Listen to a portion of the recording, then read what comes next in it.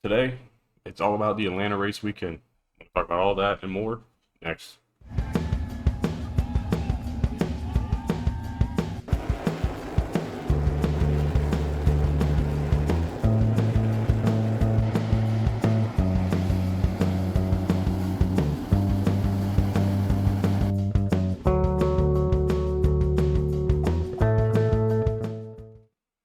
How's it going, everybody? Welcome back to Racing Pulse. I'm your host, Tyler Isley, and today, like I said, it's all about Atlanta. I'm going to talk about everything from the weekend. I was there yesterday for the Cup race. It was a fantastic, fantastic race.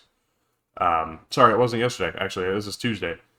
I was there Sunday for the Cup race. I didn't get back until later yesterday. Didn't get a chance to record a video. So we're doing it today on Tuesday. Super, super excited to talk to you guys about this race weekend. I'm wearing a hat today because I wanted to get this out. I didn't have time to fix the hair. Felt like it looked a little rough. Figured the hat was the way to go today. So we're going to go ahead and just get started. The weekend as a whole was phenomenal. You could tell there was a lot of excitement for the race, especially when I got there. We got there at I think like 12:30. That place was already filling up. There was a lot of people, a lot of excitement and buzz around the race. The midway was not the best I've been to, but it wasn't the worst either. Like it was still really solid. A lot of cool stuff to go see. Trackside Live was there, so that was a pretty cool experience. Which I'd seen them before. They were at Bristol last year, where I was at Bristol, the dirt race. Had a lot of fun with them there. I know they're going back to Bristol in the spring. Well, in a few weeks, actually. I think it's St. Patrick's Day weekend.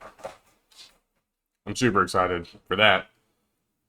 But just carrying on, this was a big weekend for NASCAR. You had to follow up the Daytona 500, the race that, with such a controversial ending, can we keep the newer fan base entertained for this race? And the Cup Series delivered. Now, the Truck and Xfinity Series did not. We'll go ahead and get into those first. The Truck race was pretty solid, but you saw a lot of guys just trying to work the top, doing what they had to do. Where you eventually saw Kyle Busch utilize the bottom, get to the front, control the rest of the race, and that was pretty much history. And it really only took a guy who has the experience and the control of the vehicle to be able to do that. Of course, Kyle Busch was there. Nick Sanchez was able to get up there too. It was just a really, I don't want to say boring race, but it did not provide what we were kind of thinking. And then, the Saturday set the tone. Well, it didn't really set the tone for the weekend, but it set the tone for the vibe for the weekend. Everybody was like, oh, it's not going to be a good race Sunday because the two Saturday races weren't good. Jesse Love ended up leading well over 100 laps of the Xfinity Series race. Ended up running out of fuel coming to the final restart, or actually just after the final restart. All the Fords ran out before the restart. A couple of Junior Motorsports team cars ran out before the start-finish line, before they took the restart. It was kind of a mess. It was a big fuel gamble, and Austin Hill comes out on top. He's the first driver to win the first two races since Tony Stewart did it. I think they said back in 2008. So talk about a rare thing to do, and especially at two drafting tracks, but we know what Austin Hill is capable of on those tracks in the Xfinity Series. And, sometimes things fall in your favor and the top four run out of fuel and you're the next guy up, and that's kind of what happened for Austin Hill in this race. It was really almost unbelievable, but like I said, luck sometimes is way better than skill, and it definitely happened on Saturday in the Xfinity Series race. All in all, Saturday wasn't the worst thing in the world, but it just wasn't great. It wasn't what everybody kind of thought it was going to be. So we'll fast forward to Sunday, because that's kind of what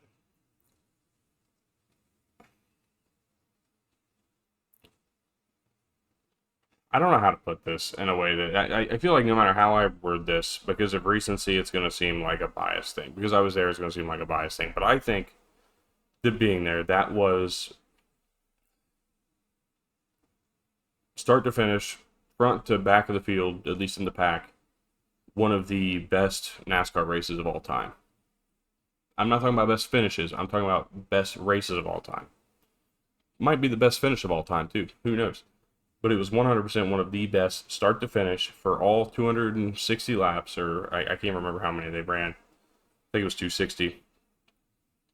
That was the best race I've ever seen. It definitely is tops in my lifetime. I don't know of any races that has ever been better. It delivered on every level. It was exciting on every level. People, I mean, you couldn't look away without seeing something happen. Um, you know, I've been a fan of Todd Gilliland since he was in the Truck Series. Now I wanted to see his success. You could argue he had the best car all weekend. You could argue that 38 car was the best car the entire day, specifically on Sunday. Maybe not all weekend. Michael McDowell was the best, but no doubt about it. Front Row Motorsports left their mark on the first 2 weeks of the season. 2 front row starts, 2 fantastic race cars that have led in both races. It's just like front row, and this is, and you know, I heard something where Michael McDowell was saying that they haven't even started using their alliance stuff yet. Like, they haven't even started doing the things that they haven't even started utilizing, and haven't even figured out a way to utilize the things that they're now getting as a tier 1 member of Ford. They're still going on. I mean, this is all front row improvement alone. Imagine what this team looks like next, you know, in a few weeks when they start putting this Ford thing together. I mean, they could be a legitimate contender weekly.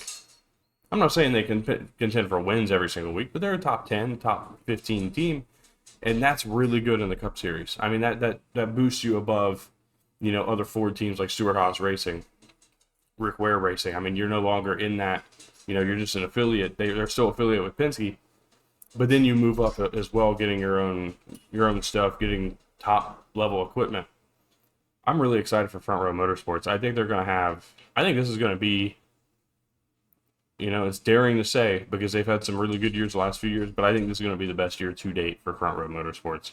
I think they're going to win a 1.5 mile track. I think they're going to win somewhere that's not a road course, somewhere that's not a super speedway. I don't know whether it's going to be Todd. I don't know whether it's going to be Michael McDowell.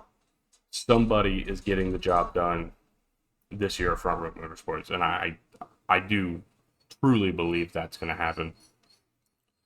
They were amazing all weekend. They had a really good time.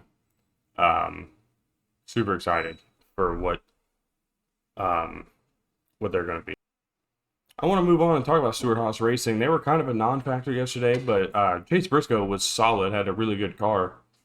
But this is a thing that we've seen with Chase Briscoe for 3 years straight now. I mean, I've seen it. Yeah, 3 years. You know, I was at the Bristol dirt race a few years ago with him and Tyler Reddick battling for the win. And Chase Briscoe goes in and wrecks them both, which ends up leading to the Kyle Busch win. I was at the Coke 600 a couple years ago where Chase Briscoe goes to the bottom, sweeps down, trying to make a pass on Kyle Larson for the lead, gets loose, spins out, wrecks him and Kyle Larson. And then I was there on Sunday watching Chase Briscoe trying to push his way to the front and putting himself in spots where you're like, yeah, he's going to wreck. Like, this car is going to go around. This car is going to end up in the wall. And what did we get? The car in the wall. Now, I know Denny Hamlin didn't have much else to go. They were 4 wide in the corner. I mean, I'm not saying that this was 100% on Chase Briscoe, but you could tell that was the car that was going to have it happen. There were 2 that I really saw putting themselves in interesting spots because you could, I don't want to call it desperation, but you could feel these guys are really pushing to get a win. That, you know, this is their opportunity. They haven't really been good anywhere else in the last couple of years. This was an opportunity to get the win. And it was Chase Briscoe and it was Austin Cindric. And, you know, Briscoe's the one that wrecks. And it just wasn't surprising. Now, this is nothing against Chase Briscoe. I think he's a good driver. I like a lot of guys that come over from the dirt side of things. But I just knew it was coming. Everybody, you know, if you were watching that race and seeing the positions he was putting his car in, you knew that was going to happen. You felt it coming. The same thing with Austin Cindric. You kind of saw it coming, it just never did. Nothing ever went the way for him for that to wreck. And I don't want people to crash. I don't want that to happen. So that's not what I'm pulling for. But I'm just speaking honestly of the subjects. It just wasn't surprising. Josh Berry ended up wrecking too off of turn two, which was a crazy wreck. Which like it was just side contact, but it was at the perfect spot where I guess it kind of was at the right front of Hocevar's car to pick his car up off the ground and get it set back down. But three wheels were off the ground. It was unbelievable to see from the front stretch, and then seeing the replays. It looked a lot more crazy than it actually was. But it kind of ruined Hocevar's. He was running top 10 at the time. That was an unfortunate way for that to end for him. Trying to think. I'm not really going in any order because I'm trying to save some of the more interesting, stuff. I mean, it's not all, the most interesting thing in the world. But we'll go back. Let's go to lap 2 for a second. So lap 2 incident. I've heard a lot of people putting it on Todd Gilliland. I've watched it multiple times. I see where they're coming from after a few times of watching it and really looking into it. He was trying to let Michael McDowell up. At the time, this is lap 2. You think that bottom line is the worst place to be? He was probably told, hey, we got to let, if we can let Michael McDowell up here. But I don't know for sure. I don't think we will know until there'll probably be a part of that in Radioactive or something. I didn't get a chance to go back and listen to it. But it was interesting to see all that kind of go down and what that looked like. And watching it multiple times, you can definitely tell that he checks up. Now, there were guys that were, I heard saying, oh, he just brake checked the field. I don't think he hit the brakes. Maybe drugged them a little bit, but I don't think he just went straight to the brakes. Because that would be a little more pronounced. I do think he was trying to let McDowell up, and that's where that started. But if you look a little further back in the pack, Martin Truex Jr. is pushing Austin Dillon already. Like Austin Dillon's going to catch that pack no matter what because of how hard he's getting pushed, whether the checkup happens or not. And when he catches the pack, I still think he goes around. I just think he goes around a little later in the on the track. It was unfortunate. It took out Noah Gragson. It took out. It gave Chase Elliott a lot of damage. Which somehow he was able to fight through and even battle for the lead at times. It was definitely an insane sight to see and cool to see it there because you could definitely got that vibe. Like that was obviously his home race, but you could tell that the crowd was all in on that when he was getting up there. The level of, I guess, into it that these fans was off the charts. I mean, that was the best crowd reactions of the night were when Chase Elliott was battling up in the top 5 and pushing close to the lead. It was impressive with all the damage too. I will say that. But anyways, we'll go back to the end of the race a little bit. I know I'm jumping around, not a whole lot. The Penske cars were great. Joey Logano got taken out at the end of stage 2, which was interesting. I've seen replays of it. I still can't figure out what or why or what the deal was there and what he decided to come up. Basically, just pinched himself off with Chris Buescher in the outside wall. But that was what it was. But Cindric and Blaney were still phenomenal. I figured Cindric might help his teammate at the end there. He actually ended up helping Suarez more than anything. I don't think that mattered as much as it seems, but it was interesting to see the line that Cindric ended up taking towards the end. And then we get what people are calling as the greatest finish of all time in NASCAR history. Not the closest. The closest is still Darlington and Talladega. Darlington 2003 with Kurt Busch and Ricky Craven. And Talladega 2011 with the 3-wide 2x2 tandem draft finish where Jimmy Johnson ends up outlasting Clint Boyer and Jeff Gordon. That was, in my mind, it's the best finish of all time. I mean, I'm old enough to remember the 2011 race. I'm not old enough to really remember much of the Darlington 2003 race. I've seen multiple times the finish, over the course of the years. I've watched the race back. Because in my mind, that was a race that Dave Blaney had a chance to win, and I was a huge Dave Blaney fan as a kid. So, uh, that was cool to me. But I didn't get to watch that live. At the 2011 race at Dega, I watched live. I loved it. It was amazing.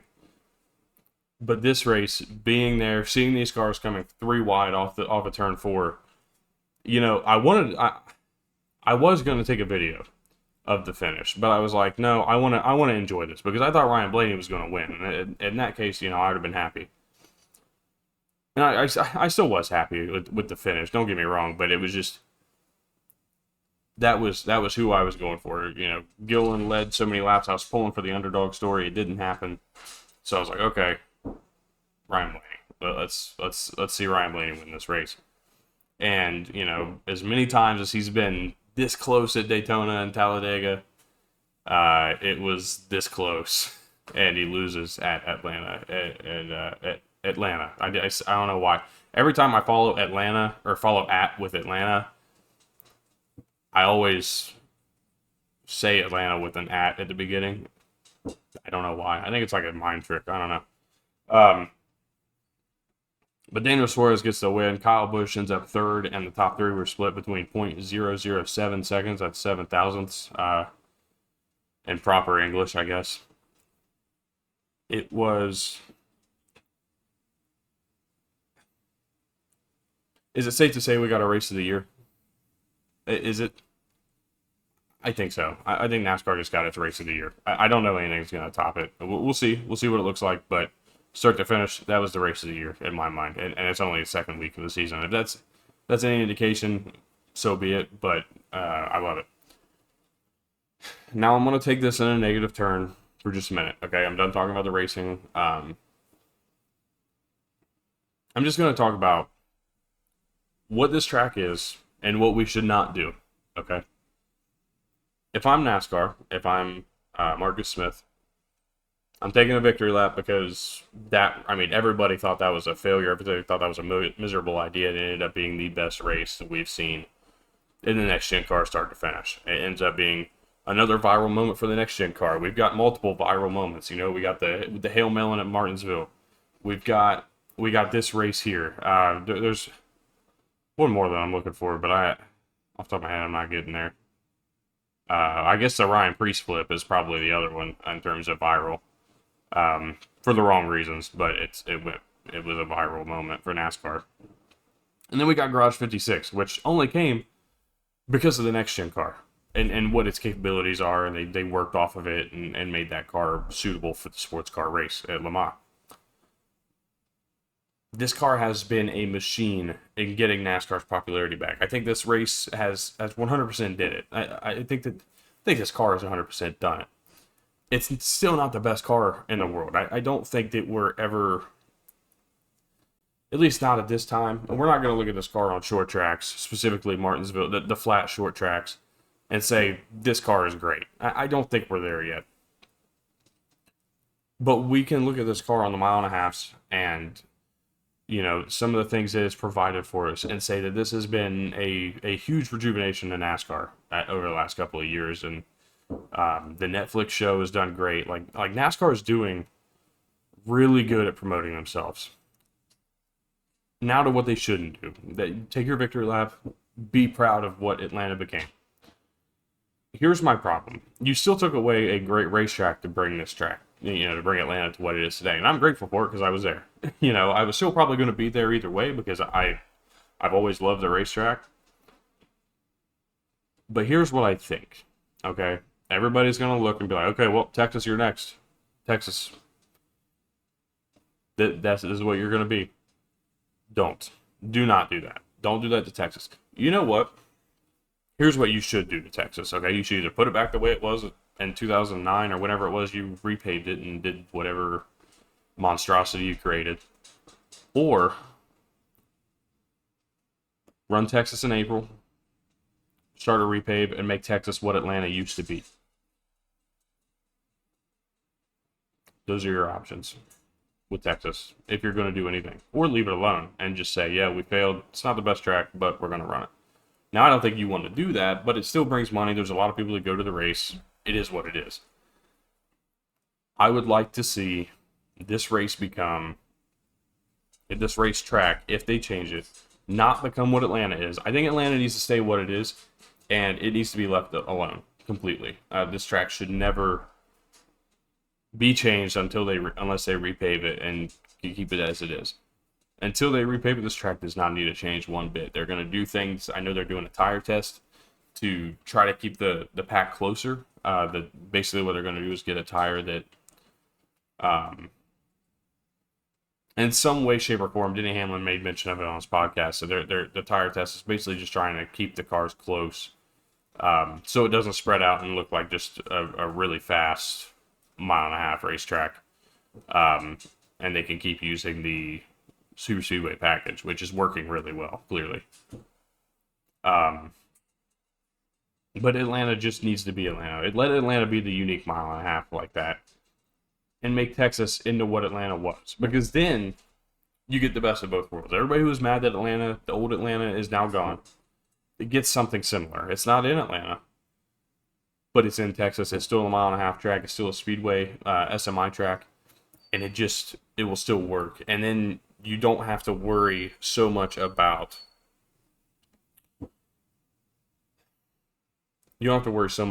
what the people not liking what Texas currently is, because it's going to be what everybody was mad that everybody got rid of in Atlanta. You're kind of making a lot of people happy. The only issue, which I don't know off the top of my head, I haven't looked at the schedule in a while, so forgive me, but I don't believe IndyCar's there this year. But making Texas into what Atlanta was would take away the IndyCar side of things, because IndyCar is doing what they can, but they're taking away a lot of the tracks that are faster for the IndyCar series. And, that has been a part of their safety protocol, just because the cars are extremely fast now. You really don't want to put people in dangerous situations, and thankfully we haven't gotten too many of those, but they're always there. Unfortunately, that's the downside to racing. You're always really going to be in a dangerous situation when you're in the car. Anything can happen at any time. That's kind of the risk reward of the sport. You get the adrenaline rush, the competitive nature, the feel of winning, when you do. But you're ultimately putting yourself in a dangerous spot, and that's the risk reward of the sport. That's the one downside to moving it, but obviously on the NASCAR side, it brings a really great racetrack in, or makes Texas into a really great racetrack that everybody was sad to see leave. Well, if you put it exactly the way in the same dimensions as what Atlanta was, and I know they probably have those somewhere, I think they could do really good stuff with it. Texas has not been great. It wasn't terrible last year, but it hasn't been great. So, we'll see. I don't know. I don't know what this really looks like for anybody. I'm just spitballing some ideas. So, let me know what you guys thought of the race weekend. Let me know what you guys think of my idea about Texas, rather than doing this again. Let's go a little different. I don't think we need 8 SuperSpeedway races. We don't need 7 road courses, and we don't need 8 SuperSpeedway races, and the rest can be whatever they are. Let's keep things a little different. Let's keep some. Let's not oversaturate our sport with things that aren't necessary. So, with all those said, I appreciate you guys tuning in. I appreciate the support. I know there's a lot of stuff that I've been missing out. I got some videos ready to go this week. We've got the IndyCar preview that's coming out this week. That is for certain. I don't know what day yet, but it's coming. We also have. I'm gonna make some comments based on some things I read and heard last weekend or last week.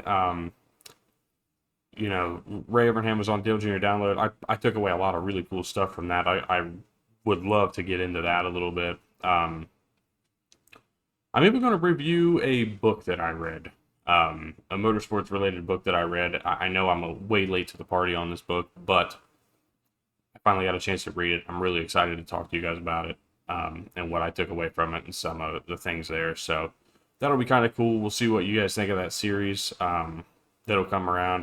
That video is probably going to be just one that comes out on like a Saturday, maybe once a month or something like that.